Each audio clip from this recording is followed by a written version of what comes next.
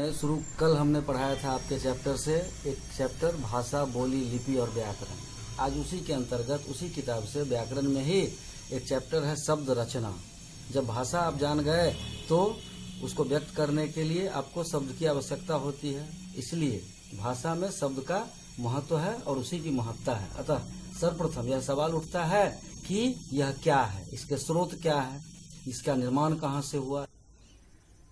सवाल उठता है कि क्या है शब्द, क्या है, इसके स्रोत क्या है, इसका निर्माण, बनावट, रचना, और तब इसका आता है प्रयोग। प्रयोग कहाँ करते हैं हम? भाषा में करते हैं, जिसके लिए हमें शब्द की महत्ता की आवश्यकता है। तो इसको अब शब्द को सबसे पहले जानने के लिए क्या है, तो वर्णों के परस्पर मेल को शब्द कहते हैं। वर्ण आपस में जब मिलते हैं तो वह शब्द बनाते हैं, जैसे प, त, ग, त के ऊपर अनुस्वार, तो ये पतंग की एक रचना होती है, यह एक शब्द है। अब इस शब्द का हम कहीं प्रयोग करेंगे, किसी भाषा में करेंगे, तो पहले शब्द को जानना है। अब इसके बाद हम इसके आते हैं वर्गीकरण पर कि ये जो शब्द है इसका आधार क्या है, इसका वर्गीकरण किस तरह से किया जाएगा, इसका बंटवारा कहाँ से होगा। तो शब्द के आधार में सबसे पहले इसका आता है इसकी उत्पत्ति और स्रोत। इसकी उत्पत्ति और स्रोत कहाँ से हुए, तो सबसे पहले इसका तत्सम, तद्भव, देशज और विदेशज जो उत्पत्ति के माध्यम से, स्रोत के माध्यम से हमें मिले। संस्कृत को कहा जाता है भाषा की जननी है। यह संस्कृत के जितने भी शब्द हिंदी में हम प्रयोग करते हैं उसको तत्सम कहते हैं। उसको थोड़ा बदल देते हैं तो वह तद्भव हो जाता है।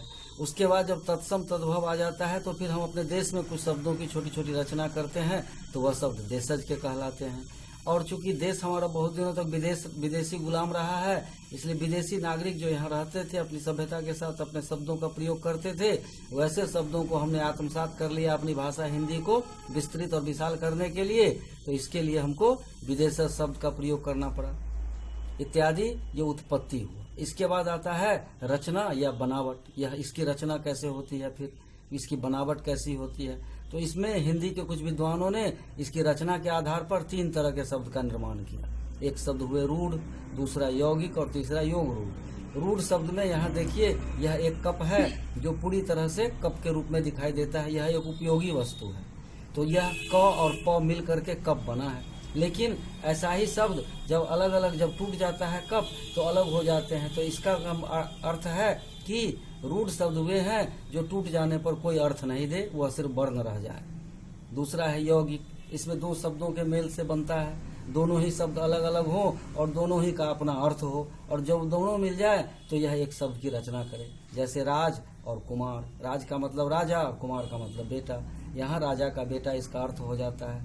तीसरा शब्द होता है योग रूढ़। यहाँ एक चित्र देख रहे हैं, 3 नेत्र आपको दिखाई दे रहे हैं, यह त्रिनेत्र, इसको कहा जाता है त्रिनेत्र, जिसका कि 3 मिनट हो गया तो ठीक। यह त्रिनेत्र है, तो त्रिनेत्र को हम जानते हैं शब्द के अर्थ से, तो यह 3 आंखों वाला। लेकिन जब इसका प्रयोग करते हैं तो इसका शिव के रूप में हम प्रयोग करते हैं।